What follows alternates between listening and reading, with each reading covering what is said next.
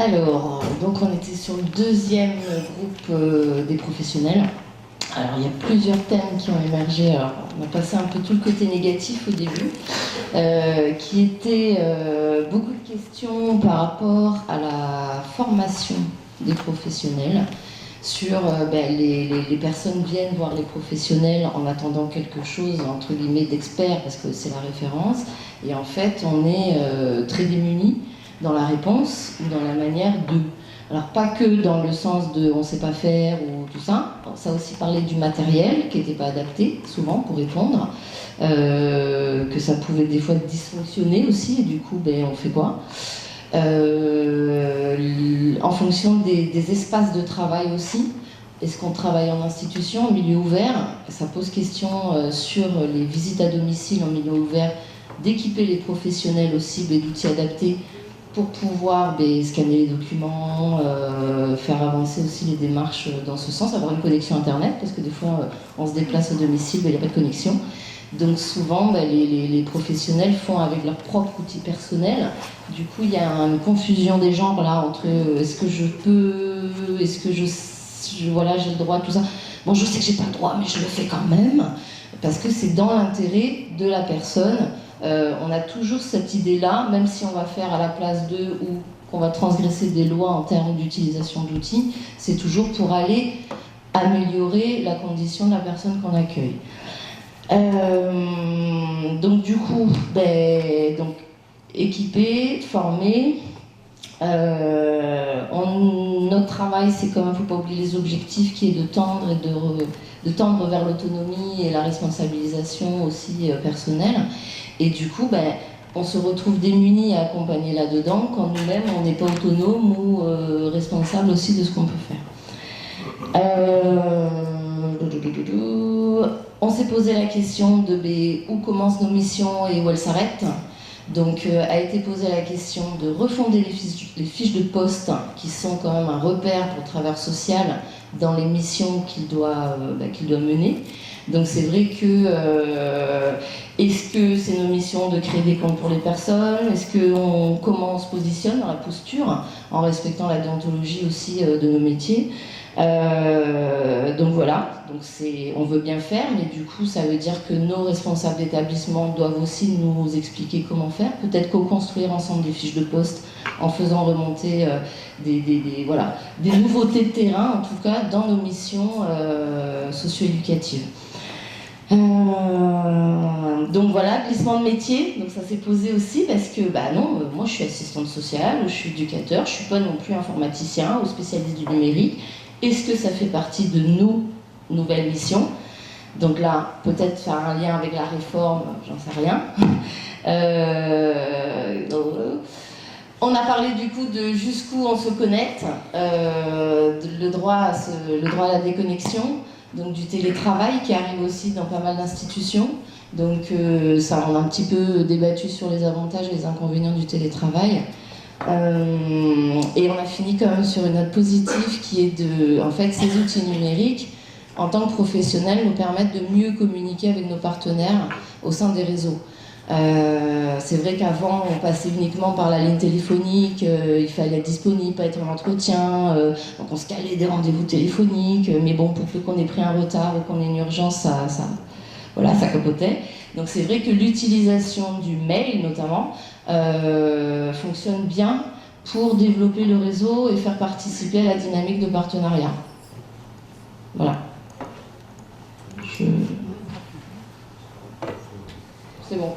C'est bon ? Je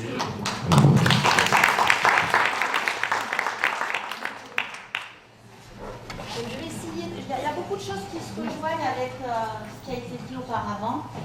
Je dirais que la position des cadres, ce serait en fait pour tout ce qu'on a noté là, de sensibiliser, accompagner, former les professionnels ou futurs professionnels à bien identifier les enjeux du numérique, que ce soit au niveau des obligations légales, de l'accompagnement, au niveau éthique, enfin tout ce que ça pose comme question. Ensuite, ce serait également de mieux identifier la place des professionnels dans l'accès au numérique, c'est ce que vous avez pu dire auparavant, jusqu'où on va. Voilà. de rendre lisible pour les professionnels, donc ça c'est un aspect peut-être qu'on n'a pas trop entendu mais qui nous semblait important, les différents lieux d'accès et les personnes ressources pour que justement ils puissent identifier ceux qui existent et pouvoir orienter vers ce qui est le plus approprié pour les personnes sur leur territoire d'intervention. Et pour cela, avoir aussi des outils d'information adaptés. C'est-à-dire que si on dit allez sur le site Trucmuche pour trouver l'information pour telle et telle démarche qui se fait sur tel autre site, ça va pas aller. Donc de temps en temps, un petit peu de papier, un petit peu de parole, de contact direct. Donc rendre lisible tout ça pour les professionnels et les futurs professionnels. Promouvoir la co-construction avec les professionnels de terrain et avec les personnes concernées pour rendre plus accessibles les outils. Des outils que ce soit dans le langage, que ce soit dans l'ergonomie, que ce soit dans la manière de l'utiliser, le sens que ça peut avoir. Dans le sens, on mettait aussi à quoi sert telle ou telle démarche, même d'accepter, le fait que d'accepter qu'on diffuse nos données ou pas, qu'on comprenne ce qu'il y a derrière. Voilà. Donc ça, vraiment promouvoir la co-construction avec ceux qui vont utiliser vraiment les outils et qui vont être au contact de ces outils-là. Et puis enfin, conjuguer l'utilisation du numérique et la relation humaine, c'est-à-dire vraiment revenir là-dessus, voir les atouts et les limites du numérique dans l'accompagnement social des personnes, dans l'accompagnement éducatif, et voir comment on peut vraiment bien conjuguer les deux. Voilà, sachant que le but, c'est bien d'accompagner les personnes. Voilà. Ce n'est qu'un outil. C'est tout, c'est fini.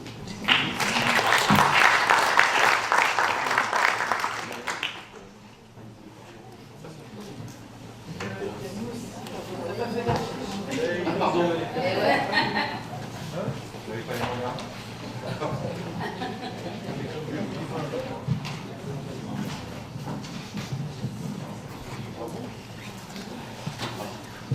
Voilà, désolé, on n'a pas eu le temps de faire une affiche dans notre groupe, donc on est parti d'une question que posait une des personnes de l'atelier, comment toucher les personnes qui sont gênées pour dire qu'elles ne savent pas faire. Voilà, ça l'avait interpellé dans l'intervention, et du coup on est reparti de ça. Par exemple, les gens qui ne savent pas utiliser l'ordinateur, bon, ceux qui viennent aux formations et tout ça, ça va, mais comment on fait pour aller vers les autres? Donc ce qui a été dit, c'est que les gens qui ont pu trouver un accès ou participer à une formation gratuite, ce serait à eux de sensibiliser les autres en fait, de leur parler, de leur donner des informations, de leur dire bah, à tel endroit tu peux accéder, à tel endroit tu peux te former gratuitement. Voilà, il y a des personnes, celles qui ont bénéficié elles-mêmes de ces accès, de ces formations, leur dire de ne pas garder les infos pour eux, mais de les transmettre aussi aux autres. L'idée aussi, pour faire connaître ce qui existe, de pouvoir faire des animations gratuites dans des espaces ouverts, type place publique, où tout le monde peut s'approcher comme ça, découvrir, faire un premier pas et avoir éventuellement envie de revenir après. Ce qui a été dit, c'est que souvent, pour les gens qui sont dans la rue ou en général pour les personnes en précarité, il y a une méfiance quand même par rapport aux personnes qui s'approchent d'elles en fait. La confiance, elle n'est pas là d'emblée. On se demande toujours un peu ce qu'ils nous veulent. Est-ce qu'ils cherchent à atteindre le paradis? Est-ce qu'ils cherchent à se rassurer en se disant qu'ils sont moins en difficulté? Est-ce qu'ils cherchent à se donner une bonne image ou à donner aux autres une bonne image d'eux-mêmes en allant vers des personnes en difficulté? Et donc voilà, c'est dans l'attitude que assez rapidement on va pouvoir faire confiance aussi. Mais c'est aussi par exemple quand on invite à quelque chose, pouvoir dire aux gens, vous venez si vous voulez et vous partez quand vous voulez. Voilà, si ça vous plaît pas, vous pouvez repartir. Et même si c'est en cours de réunion, en cours de formation, si vous vous sentez pas bien, vous pouvez repartir. C'est ce qu'avaient vécu certains, et ils disaient, nous, quand on nous le présente comme ça, en fait, on a plus envie d'y aller. D'accueillir aussi avec un café, et que dans ces lieux-là, les gens ne se sentent pas jugés. Que, voilà, ça c'est vraiment important, qu'on leur montre pas ce qu'ils savent pas faire, qu'on ne mette pas le doigt sur ce qu'ils ont loupé ou quoi. Écouter la personne pour nouer le contact, donc orienter vers des choses qu'on connaît, prendre le temps de faire connaissance et ne pas faire à leur place. Et si c'est possible, par exemple, quand on parle à quelqu'un d'un atelier informatique ou quoi, de l'accompagner la première fois, ça peut le rassurer. Ce qu'on disait, c'est que par exemple, des organismes comme Pôle emploi, ils sous-traitent en fait des formations à l'utilisation des outils informatiques. Et en fait, ils sous-traitent à des gens qui font du business, en fait. Donc, qui ne vont pas du tout être dans la relation humaine. Et donc, voilà, c'est vraiment important que dans ces formations, il y ait ce côté humain et prendre en compte la personne où elle est. Montrer à la personne que petit à petit, voilà, ça va s'améliorer. Prendre le temps avec la personne, ne pas la dévaloriser, lui montrer qu'elle sait des choses, qu'il y a des choses qu'elle sait faire. En fait, c'est ça qui va lui donner envie aussi petit à petit de revenir. Voilà. Et après, on a reparlé rapidement des tarifs sociaux à Internet, qui serait vraiment important. Et puis Christine, qui est de la Fondation départementale pour le logement social, ou quelque chose comme ça, disait qu'elle avait retenu cette idée dans les logements qui vont rénover, d'essayer de mettre une borne Wi-Fi. Voilà. Parce que voilà. Ah oui, et l'importance aussi, on parlait ce matin de remettre à disposition du matériel, par exemple, qui a été recyclé. Et ok, à la rigueur, si ça correspond bien à l'utilisation dont on a besoin, et si c'est du matériel qui fonctionne bien, parce que si c'est du matériel recyclé qui retombe en panne tout de suite, voilà. Et on a parlé du chèque qui est fait pour les lycéens, pour que tout le monde ait accès à un ordinateur, en disant en fait il y a des lycéens qui vont se retrouver avec 2 ordinateurs, parce qu'en fait, ils en avaient déjà peut-être un qui avait été acheté par leurs parents, et qui n'en ont pas besoin, et comment faire peut-être pour le donner à ceux qui en ont besoin, et que du coup l'argent qui est mis là puisse servir plutôt à équiper en ordinateur des gens qui n'ont pas les moyens de s'en acheter.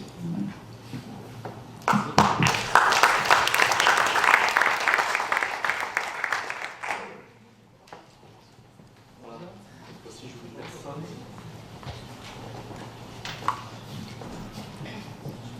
Donc on passe à ce qu'on appelle la table ronde.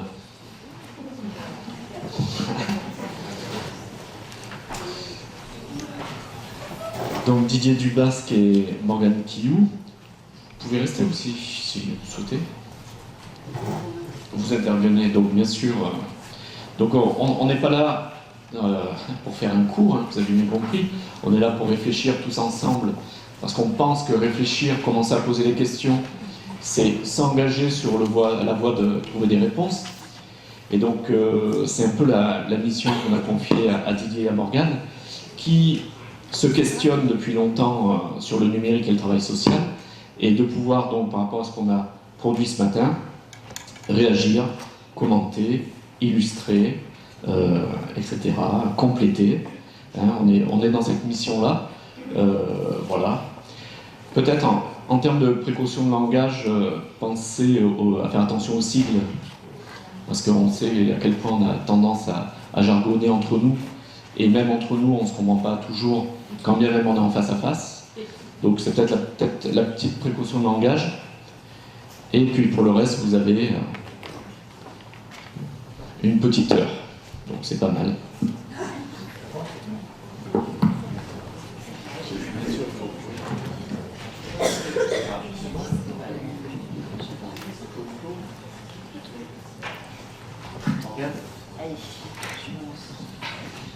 Alors, on a été regroupés par groupe de pairs ce matin. Didier et moi, on préfère apporter des réponses ou des éléments de pistes un peu transversales, parce qu'en fait, on se rend compte qu'il y a beaucoup de sujets qui se croisent. Alors, moi, je vais partir peut-être de la question de la formation des professionnels, parce que c'est quelque chose qui est un peu angoissant et qui remonte un peu. Et intervenant depuis 10 ans dans des centres de formation au travail social, voilà, j'ai pu aussi voir évoluer les pratiques de management dans les centres de formation, et aussi les attentes des étudiants.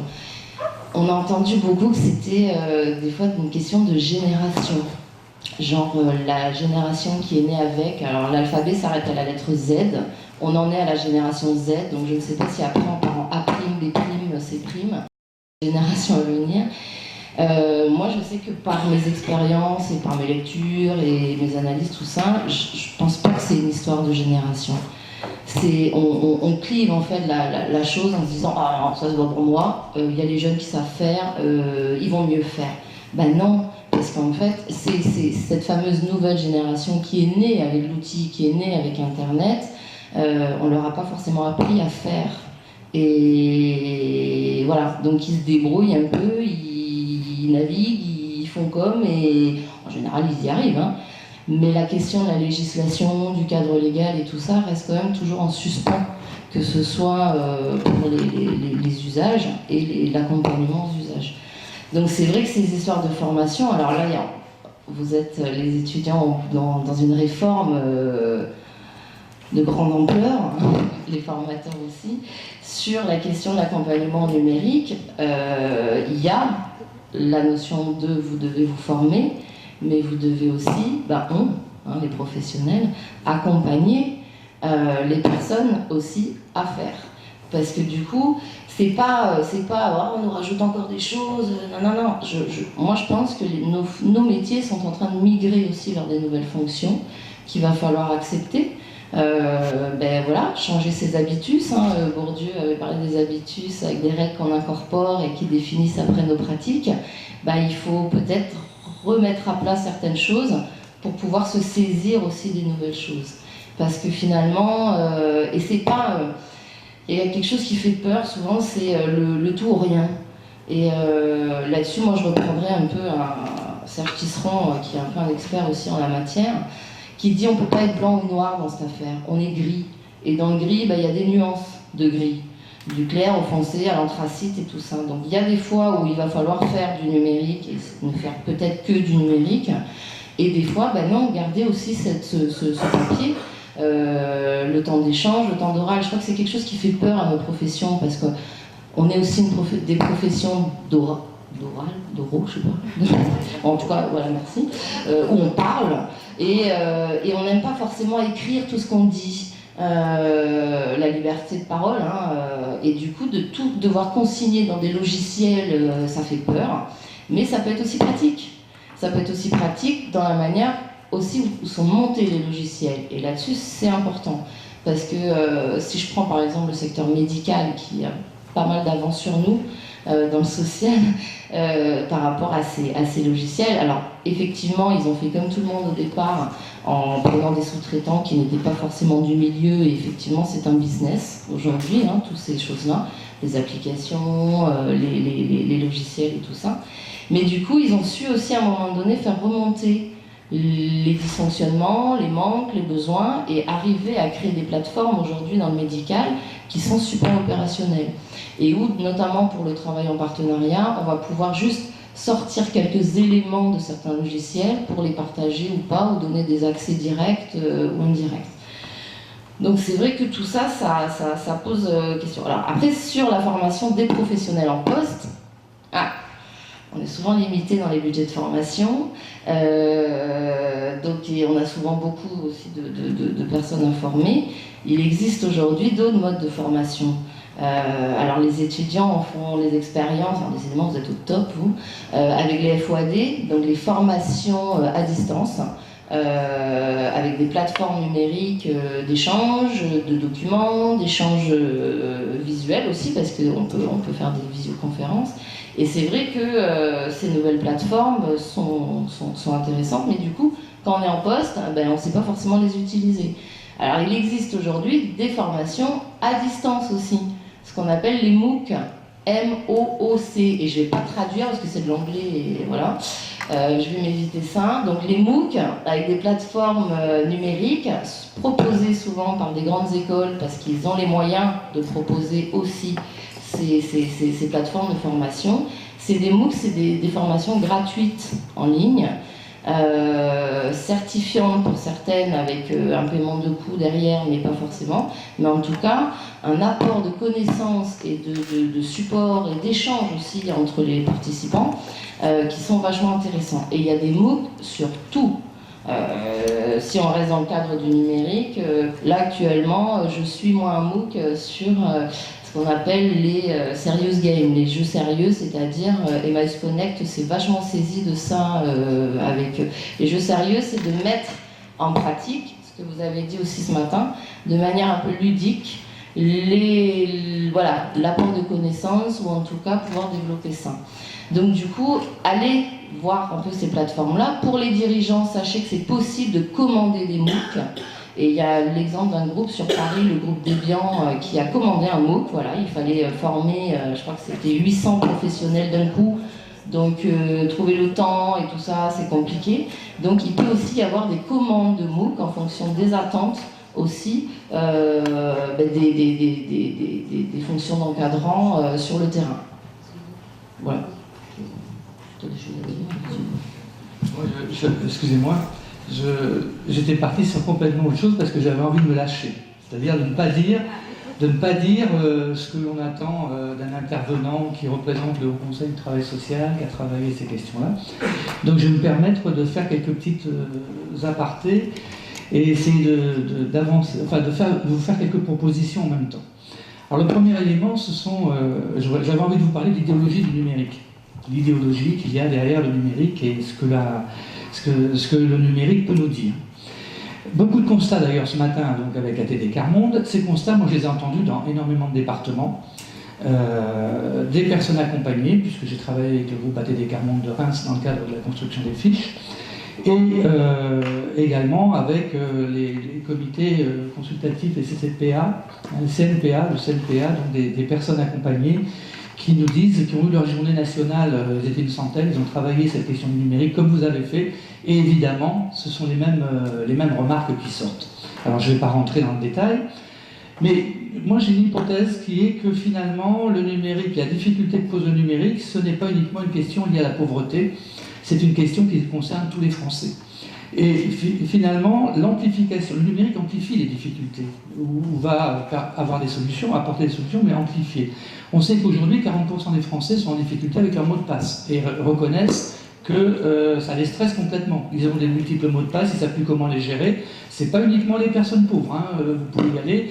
Et les travailleurs sociaux, les assistantes sociales dans les départements ont commencé à recevoir des personnes qui n'avaient pas de problèmes sociaux, qui ont des problèmes sociaux parce qu'elles ont des problèmes numériques. C'est quand même autre chose.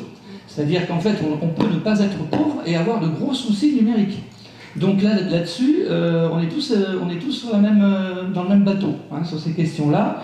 Donc la question effectivement du numérique va aggraver les difficultés quand on n'a pas les moyens de se payer les outils, quand on n'a pas la connaissance et tout ça. Donc on est dans quelque chose qui est en train de se mettre en place et qui est une véritable ineptie, c'est le tout numérique, le zéro papier. Ça, c'est la folie. C'est la folie du système qui se met en place. Et là, le problème qui va se poser, je peux prendre date là-dessus, le boomerang va revenir dans la figure de tous ceux qui ont voulu mettre du zéro papier et faire du zéro présence humaine. Parce que, comme toute société, le balancier va dans un sens, puis après il va dans l'autre. Et en fait, le tout numérique, le réel rattrape le virtuel. On a pensé à un virtuel qui allait nous libérer totalement de toutes les contraintes administratives. On n'a jamais été aussi pris dans les contraintes administratives que depuis qu'il y a le numérique. En fait, tout simplement, pourquoi ? Parce que le numérique impose une logique. Vous avez deux couches. Vous avez la couche administrative et vous avez la couche numérique. Donc il faut maîtriser deux langages. Le premier langage, qui est le langage administratif, déjà il est quand même pas simple. Les assistantes sociales savaient le manier assez aisément et faisaient du billard en utilisant différentes possibilités de demande d'aide. On va en refus là, on va en demander une autre à côté, parce qu'on sait qu'en ayant un refus là, on va en obtenir une autre à côté. Par contre, elles ont été confrontées à l'arrivée de ce numérique qui est le deuxième langage. Donc en fait, nous avons affaire à deux niveaux de langage différents, et évidemment, ce langage, il a une fonction. Parce que quand même, expliquez-moi pourquoi les applications numériques sont extrêmement simples et intuitives dès lors qu'il s'agit de dépenser de l'argent, de jouer en ligne, de faire des paris. Alors là, c'est ultra simple. Il y a des personnes qui ne savent ni lire ni écrire, mais qui savent jouer et qui savent utiliser les applications numériques. Par contre, dès qu'il s'agit de gérer ses droits, ça devient extrêmement compliqué. Donc là, on a bien une question qui se pose, qui est un choix politique, et qui sont des choix de l'administration. En fait, pour moi, le numérique est le reflet des pouvoirs en place. Le pouvoir en place, c'est le pouvoir, non pas politique parce qu'il est fortement bousculé, mais le pouvoir de l'administration qui reprend la main en proposant des plateformes et des logiciels qui sont incompréhensibles. Moi, j'ai fait mon dossier retraite, Je suis allé pris dans un truc, j'étais comme vous, comme tout le monde, quoi. Je veux dire, ah bah oui, mais tu t'y connais en numérique et tout ça. Non, non, c'est la pensée de l'administration qui se met dans un système numérique. Donc donc en fait, on va vous faire des onglets, des choses particulières, et personne ne se met d'accord. Chacun fait son petit logiciel parce qu'il est vachement content de montrer que lui, il s'est mis dans le numérique. Alors on est pris dans un discours qui nous écarte, qui nous écartèle. Le discours sur le numérique qui intègre, on est pour, tout à l'heure il a fallu que tout le monde se lève, enfin on s'est levé quand même pour dire que le numérique c'est une opportunité, c'est une chance, c'est quelque chose de positif. Et puis en fait, quand j'écoute ce qui se dit dans les ateliers, c'est la galère, c'est hyper compliqué, voilà. Alors il faut savoir, c'est les deux à la fois. Et finalement, nous avons un langage pour nous dire, ouais, le numérique, c'est hyper positif pour la société numérique, enfin, tous nos puissants là, qui nous dirigent, ils nous expliquent que vraiment c'est génial, sauf que c'est génial pour eux. C'est génial pour eux parce que ils font des économies, c'est-à-dire qu'en fait, ils ont le syndrome Ikea. Vous savez, vous allez acheter une armoire, et on vous vend des planches. On vous vend des planches, c'est-à-dire qu'il faut que vous montiez l'armoire, il faut que vous suivez le mode d'emploi. Ben aujourd'hui, c'est vous qui devez gérer vos propres prestations. On vous demande de faire le boulot que faisait auparavant un usager. Donc du coup, effectivement, on est dans un système où finalement les gagnants, ce sont ceux qui savent monter l'armoire, et puis ceux qui ne savent pas monter l'armoire, parce que c'est un peu galère quand même de trouver les bons clous et les bons trucs, ils s'énervent et puis ils se mettent en colère. Donc en fait, on est dans un système qui nous renvoie à notre propre responsabilité et non pas à la responsabilité sociale partagée concernant les pratiques sur l'accès au droit. Alors sur les travailleurs sociaux, quand je parle, on a un peu parlé quand même des éducateurs par rapport à la problématique, parce que le public là, il y a beaucoup d'assistants sociaux de secteur, c'est l'accès au droit. On est en train de nous expliquer que l'accès au droit, ça devient le travail social. Non, l'accès au droit, c'est une petite partie du travail social.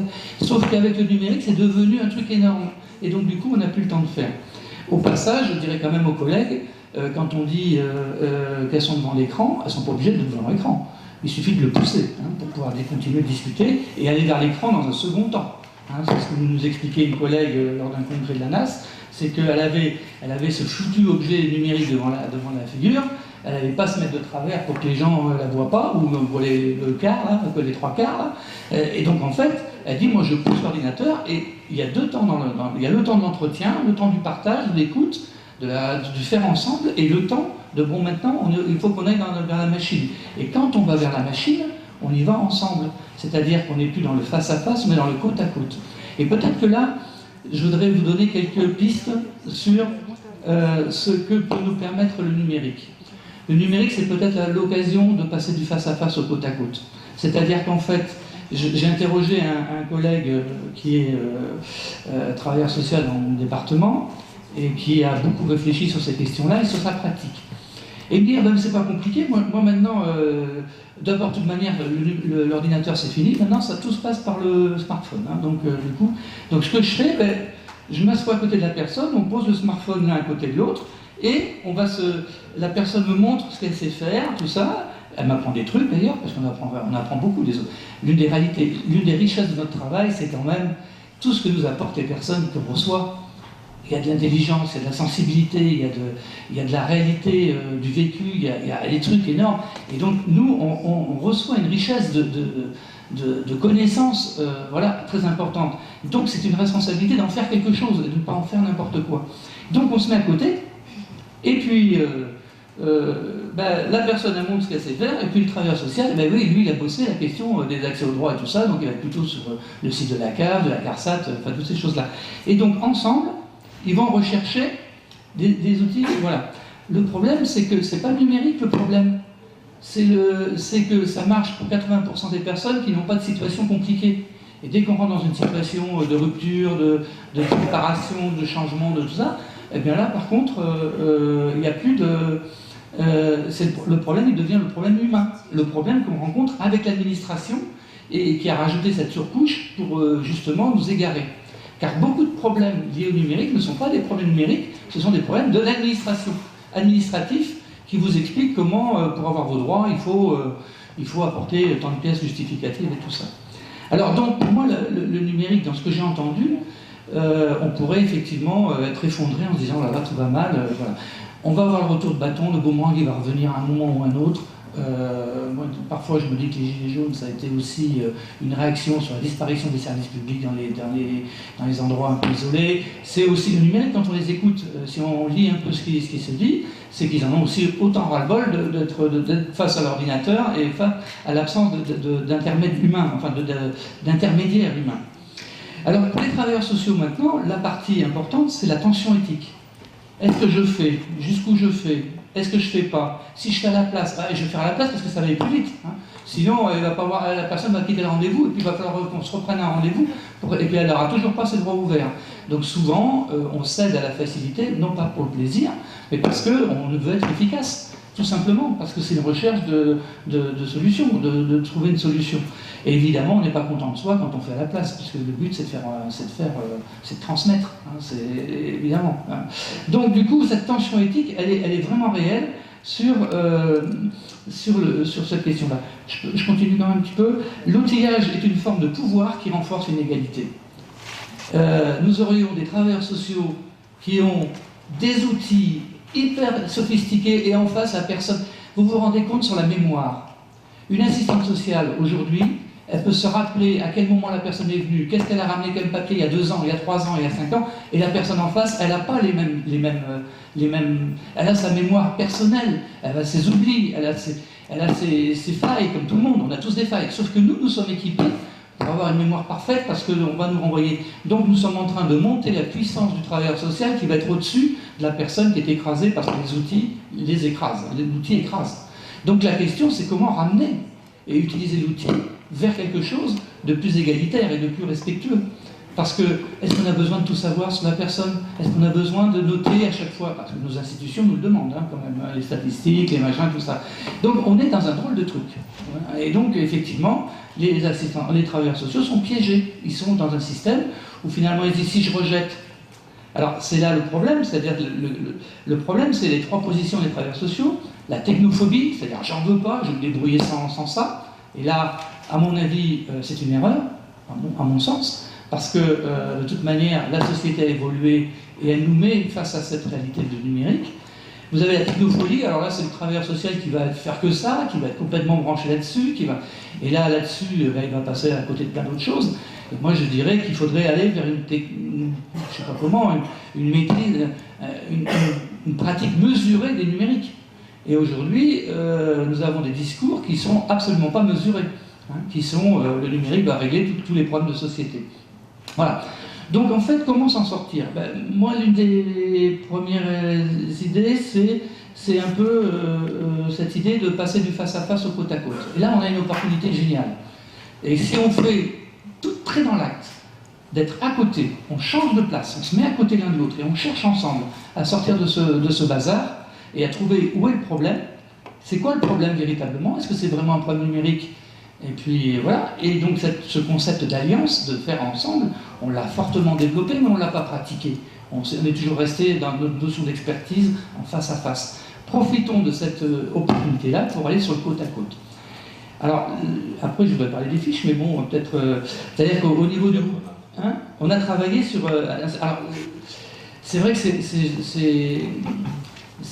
super et en même temps c'est triste à la fois. C'est-à-dire qu'en fait, moi je vous vois vous dépatouiller. Là, j'ai vu des départements, enfin j'ai entendu plutôt, j'étais dans un groupe où rien n'est organisé, rien n'est construit. Chacun va là-bas comme je te pousse. Hein, débrouille-toi avec ton problème. Il y a des institutions et des départements qui ont pris le problème à bras-le-corps, qui ont construit des collectifs de solidarité numérique, c'est-à-dire qu'ils ont invité les institutions à se retrouver autour de la table, la CAF, la CARSAT, et leur dire, dites donc, vous êtes en train de nous filer le boulot là.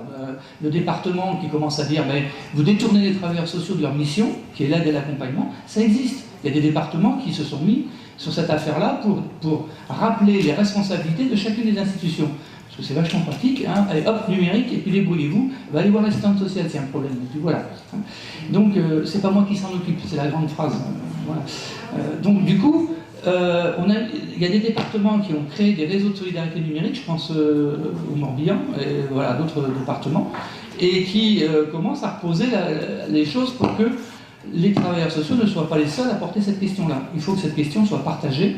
Et donc on a travaillé sur une fiche sur la coordination, l'art et la manière de mettre en place en groupe des groupes de solidarité numérique, comment associer les personnes, évidemment, hein, comment mettre en place autour de la table tous les acteurs, même ceux, et notamment les décideurs, parce qu'on peut se réunir entre nous, puis le pouvoir il est ailleurs, ils font ce qu'ils veulent de toute manière, donc vous êtes bien gentil avec votre façon de réfléchir. Si derrière on vous met une imposition du zéro papier, ben, on sera là avec nos yeux pour pleurer, et puis voilà. Donc en fait, comment sortir de la plainte et pour construire une analyse critique et vraiment être après acteur, c'est-à-dire comprendre ce qui se joue. Parce qu'aujourd'hui, ce sont des enjeux économiques, ce sont des enjeux administratifs qui sont en train de prendre le pas sur la vie de chacun. Voilà. Alors je ne vais pas aller plus loin, j'en parlera des fiches. Excusez, je suis un peu bavard.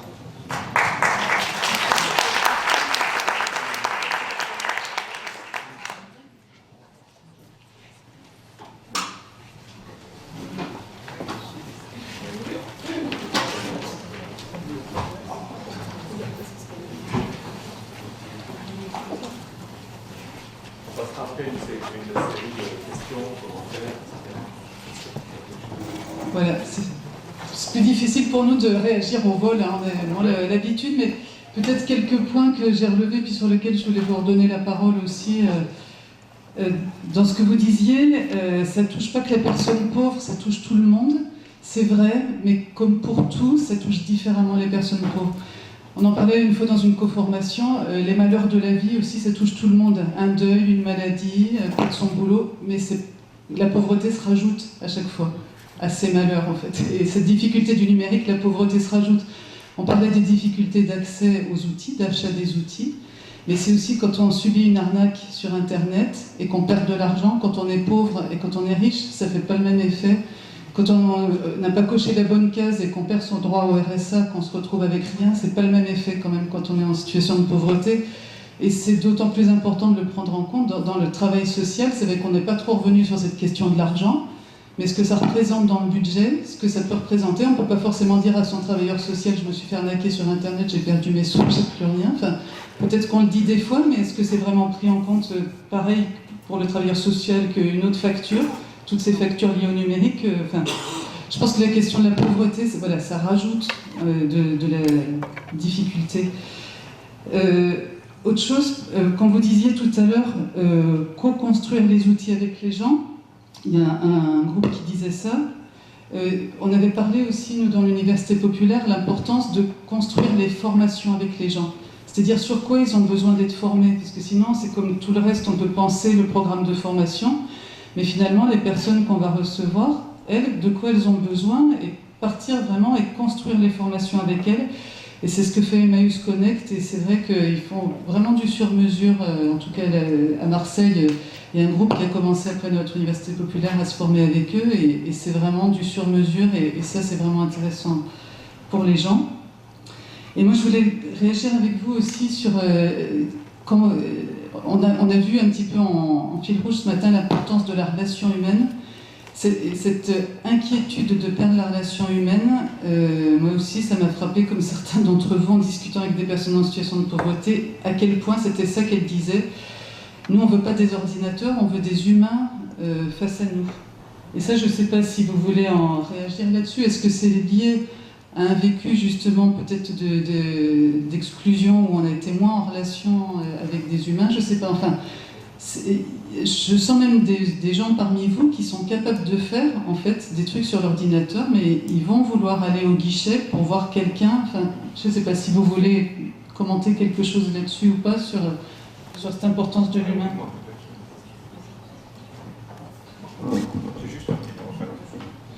Juste un petit mot, c'est qu'en fait, un humain, il a différents langages et une pédagogie complètement différente que la machine. Voilà, c'est tout.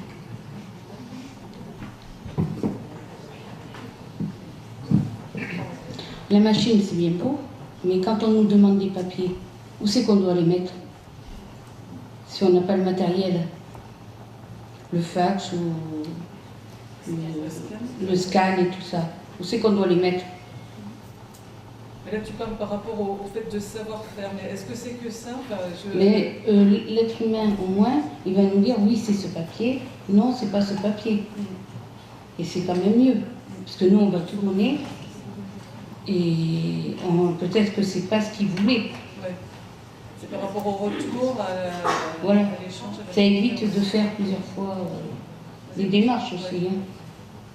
Parce que les démarches, j'en ai fait beaucoup pour ma voisine, pour avoir sa retraite. Je lui ai fait 5 fois son dossier de demande de retraite. Hein.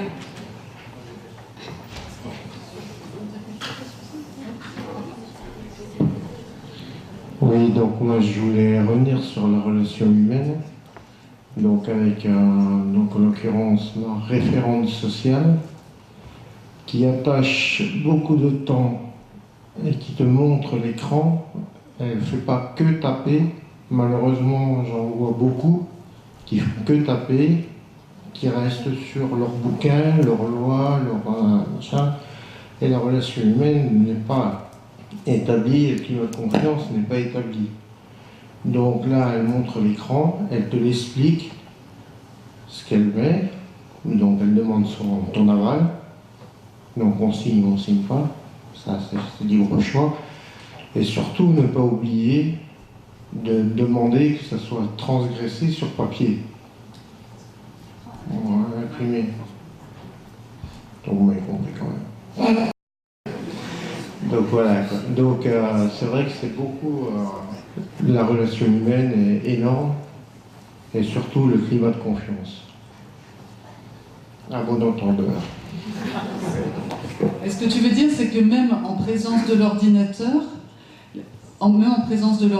la relation humaine, elle peut encore y être en fait. Et même, enfin, on avait cette discussion hier dans la voiture, peut-être Verena, toi tu avais une autre expérience de ton travailleur social avec l'ordi, qui l'utilisait différemment. Moi, je viens de finir une petite formation avec Pôle emploi et le CIBC. Et au bilan final, donc je parle avec la personne qui était référente. Donc on finit l'entretien et tout. Elle était constamment sur son ordinateur. Hein. Elle ne m'a même pas regardé d'un iota. Hein. Donc, et elle me dit au revoir, tout ça. J'ai dit, mais j'ai pas le papier pour le bilan final. Ah non, je l'envoie directement à votre référent Pôle emploi. J'ai dit, moi je suis désolée, mais je veux le bilan parce que je veux savoir aussi ce que vous écrivez, quoi. Et c'est important d'avoir un papier pour soi, quoi. De voir ce qu'on est capable de faire sans attendre le rendez-vous de Pôle emploi, quoi. Et elle ne voulait pas me le donner, il a fallu vraiment que j'insiste. Et j'ai vu que ça l'embêtait, hein, mais j'ai tellement insisté qu'elle a été obligée de me le donner, elle n'avait pas eu le choix, quoi. Tu disais aussi...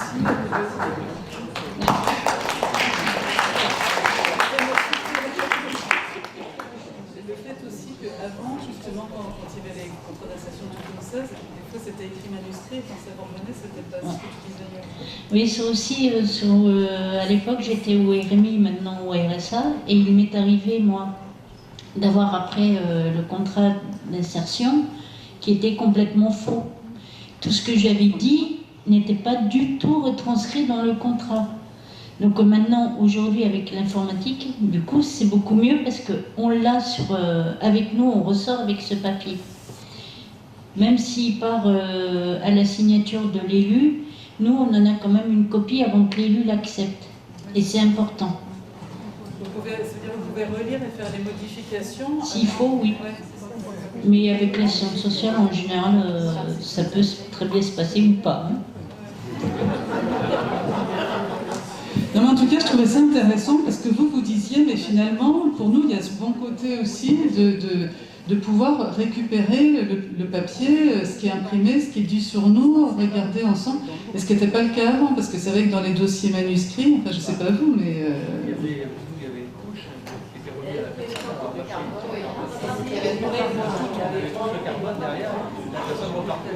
La personne repartait avec son contrat, et toi, tu l'as reçu par la poste après, longtemps après, voilà, le truc était fait. Mais là, c'est vrai que ça rejoint ce que vous disiez. C'est vrai que si on a l'ordinateur à côté et que la personne voit ce qu'on est en train de taper, ça change complètement la relation. Ça donne au contraire plus de transparence. Voilà. Mais je ne sais pas s'il y a d'autres choses sur lesquelles vous vouliez réagir dans ce que vous avez entendu depuis ce matin ou pas ou...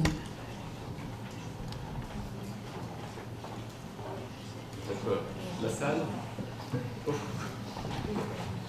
C'est pas une question, c'est un témoignage. Je suis administratrice bénévole au sein de la Fédération départementale pour le logement social. Et au cours des réunions avec les travailleurs sociaux, le constat avait été fait le même, à savoir pas de temps pour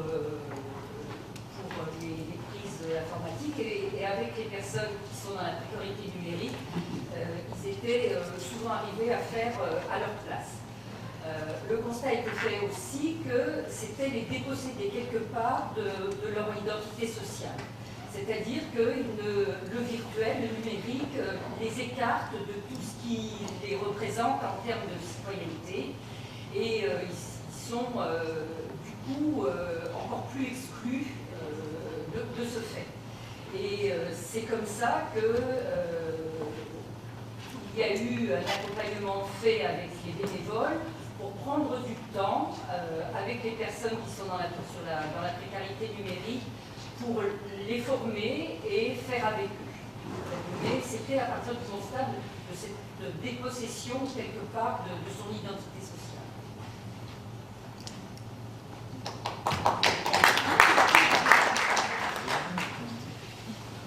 D'autres remarques? On parle beaucoup du temps.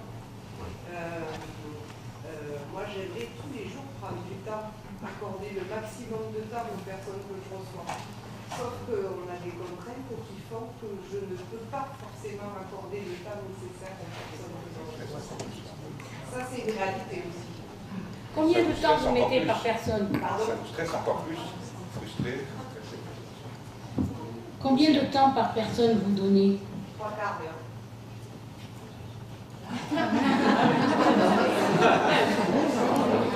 Non, il y en a qui n'y avaient qu'un quart d'heure.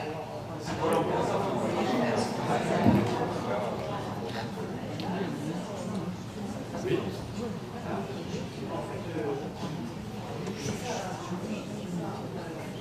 Alors, revenir sur ce que disait monsieur, je n'ai pas entendu beaucoup de moi, c'est le fait de se mettre à côté de la personne, effectivement, c'est une opportunité pour montrer vraiment une image concrète, qui n'est pas celle de la personne qui est en face de l'autre, assise sur une chaise un peu plus élevée, pour avoir une bonne petite perspective et de contrôler la situation. Et cette opportunité, vous appelez ça une opportunité, une occasion intéressante de changer. Est-ce que c'est pas à un moment donné, alors c'est une question, est-ce que c'est pas à un moment donné remettre à plat des fondements et des pratiques qui sont quand même assez fondamentales dans le travail social, et de se mettre à côté de contrôle de cette idée. Après, il y a le côté aussi investissement personnel. Oui. Petite réponse. Non, mais je peux parler, reviens du micro. Oui, c'est compliqué. Alors, vous avez raison, c'est-à-dire qu'en fait, on n'a pas attendu le numérique pour se dire qu'il faut faire ça côte à côte et non pas face à face. Et il y a des praticiens, il y a des travailleurs sociaux qui font le côte à côte sans même s'en rendre compte. Je veux dire, ils le font parce qu'ils ont appris ça comme ça. Alors évidemment, je voulais dire que ce que peut l'humain et que ne peut pas la machine. L'humain, c'est gérer l'incertain. C'est-à-dire, je ne sais pas si la personne elle a un problème avec l'alcool, si elle a ceci, si elle est séparée ou s'ils sont ensemble. Mais c'est pas grave, on peut faire ensemble. Alors que la machine, elle vous demande des réponses en permanence.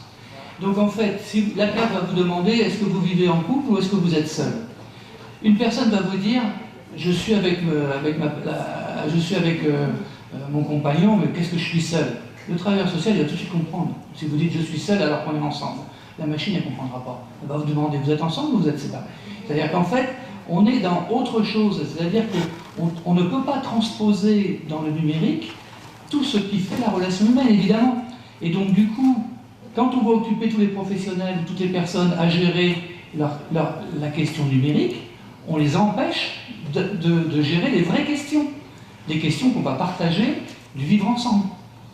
puisqu'on ne va pas être dans le vivre ensemble, on va être dans le vivre pour avoir accès à mes droits, pour pouvoir tenir ma fin de mois. Donc c'est quand même un sacré problème. Et il faut qu'on ait une analyse critique de ces questions-là et comment le numérique nous détourne de notre travail.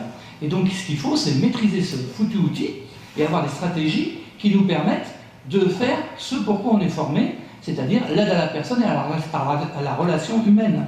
Et c'est d'abord ça le travail.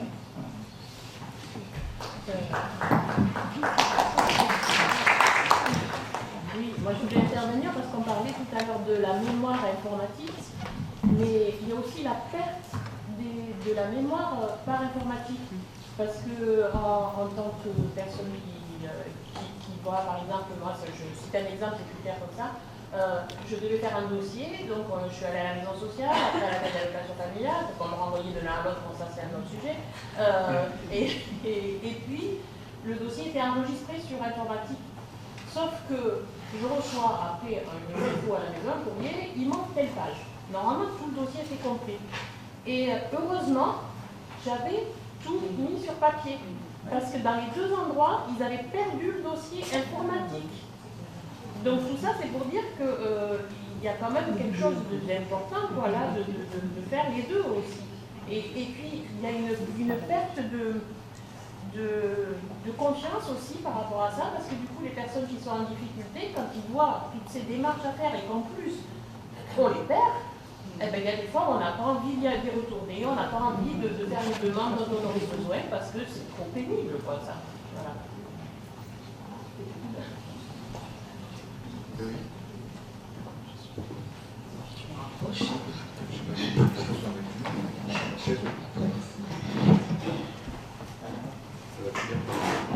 Voilà, on refait l'atelier en fait. Donc, moi je voulais vous apporter quelques réponses, hein, parce qu'il existe des outils quand même. On parle beaucoup de qu'est-ce que je fais, comment je le fais, donc la déontologie, l'éthique et tout ça. La CNIL a sorti un kit là, le 27 janvier 2019, donc c'est tout récent. C'est un kit qui a été construit avec les acteurs de terrain. Donc la CAF, la CEPAM, la CARSAT et tout le monde, Emmaüs, voilà. Où c'est des outils pratiques avec les 3 postures du travailleur social. Je fais avec, j'accompagne à faire et je fais à la place d'eux. Parce qu'on ne se ment pas, on joue toujours sur ces 3 postures et on n'est pas forcément très à l'aise. Donc là, il y a un kit donc, qui viendra compléter aussi les fiches du Haut Conseil supérieur. Mais c'est vrai que ce kit, en plus il vous donne des outils pratiques, vous, travailleurs sociaux, et il vous donne aussi des conseils techniques d'accompagnement. Ben voilà, si on est dans un espace public, il faut penser à effacer l'historique de navigation. Il faut penser à effacer le dossier de téléchargement parce qu'on télécharge les dossiers qui arrivent dedans et on les laisse sur l'espace numérique ou sur l'ordinateur de la médiathèque ou autre. Donc c'est vrai que ce kit, il est vraiment très bien pensé. Il est tout nouveau, donc on va commencer à en parler. Et il apporte de vraies réponses. Il a des affiches, il a des supports papier qu'on peut imprimer comme des espèces de mémos tutos. Et il est vraiment, donc je vous invite à aller sur le site de la CNIL en mettant kit travailleurs sociaux, il s'appelle comme ça. Et en fait, c'est un outil qui a été co-construit avec les acteurs de terrain. Dans la même lignée aussi de ça, il y a un site qui s'appelle Les Bons Clics, qui est vachement bien aussi parce que les bons clics, alors c'est Emmaüs Connect aussi qui est aussi à l'initiative de ce site-là. C'est-à-dire qu'en fait, là, vous allez trouver les tutos. Comment je fais ma déclaration trimestrielle à la CAF, comment je me connecte à mon compte Amélie, comment je récupère une attestation de droit, et en fait on est dans vraiment du pratico-pratique sur les bons clics. Et ils ont un espace vachement intéressant qui est un espace d'évaluation des compétences, parce que on revient souvent sur je sais faire, je sais pas faire, j'ose pas dire, donc je dis je sais mais en fait je sais pas et je sais, voilà. Et bien plutôt que de poser la question, on met aussi en situation de savoir. Et en fait, c'est toute une série de questions pratiques. Ben voilà, est-ce que je sais ouvrir un moteur de recherche? Est-ce que donc il faut cliquer sur le bon icône moteur de recherche? Est-ce que je peux aller sur ma boîte mail? Et en fait, du coup, on a une espèce d'évaluation des compétences qui après nous permettent d'adapter notre posture et d'adapter aussi la place qu'on va prendre à côté d'eux. Parce que là-dessus, je rejoins Didier, moi je travaille en CHRS, donc en centre d'hébergement de réinsertion sociale, et du coup, je suis en train de réaménager mon bureau actuellement. Et je suis passée d'un énorme truc qui prenait tout l'espace, alors forcément avec mon siège rembourré qui monte et qui descend, et la petite chaise comme ça en face d'école. On a une nouvelle directrice qui est arrivée et qui a impulsé une dynamique de changement des espaces et d'adaptation des espaces. C'est-à-dire que j'ai un tout petit bureau et là je viens de passer à une petite table, alors qui permet de mettre un ordinateur et un dossier quand même, mais qui est contre un mur. Et derrière, on a 2 fauteuils en osier avec une petite table aussi pour pouvoir être dans un espace d'échange. C'est vrai que du coup, on peut se tourner ensemble sur l'espace de travail avec l'écran qui est face à nous et on peut laisser l'écran parce que souvent, l'écran, vous parlez 3/4 d'heure d'entretien, l'écran va être utilisé 15 minutes au final. Mais il reste un obstacle du coup à la discussion ou à l'échange. Et des fois, il suffit juste, il n'y a pas besoin de faire des grandes dépenses, hein, juste tourner son bureau et de commencer déjà comme ça. Et après, là, je m'adresse aussi un peu au cadre, c'est aussi dans les outils adaptés. Alors, on nous équipe actuellement, travailleurs sociaux, d'ordinateurs portables. Super, pratique. Forcément, on a un ordinateur dans le bureau et puis on part avec toute la difficulté qu'être avec. Moi, en centre d'hébergement, je fais des entretiens dans les logements, donc dans les chambres, dans les studios des femmes que j'accompagne. Donc je me déplace effectivement avec mon ordinateur, en plus des 15 pouces, ils font bien les choses, hein, les dirigeants, ils prennent les grands écrans pour que tout le monde voit et que, en plus, si on est malvoyant, on peut mettre la loupe, alors du coup, c'est pas forcément l'outil le plus adapté. Et on nous demande souvent, et moi on me demande souvent en formation, on achète quoi, on prend quoi? Et les tablettes sont faites pour ça. Le smartphone est trop petit et ne permet pas forcément de visibiliser. La tablette est l'outil créé pour voir, faire, poser. Et puis en plus maintenant on peut mettre des petits supports pour tenir la tablette s'il faut vraiment l'avoir en écran. Mais c'est vrai que c'est un outil qui est voilà, moi que je trouve intéressant parce qu'en plus on peut y mettre des applications adaptées, il en existe, ça c'est cet après-midi, je ne vais pas tout dévoiler. Mais du coup, on s'approprie aussi les outils par le besoin qu'on en fait. Voilà. Donc, des petits conseils techniques. Une dernière remarque, question? On commence tous à avoir peut-être un peu de temps. Un truc quand même dans le conseil pratique et technique, c'est que vous parliez de pouvoir avoir un exemplaire papier. Alors certains logiciels permettent l'option télécharger, imprimer, et quand il n'y a pas ça, la solution toute simple c'est de faire des captures d'écran. Hein.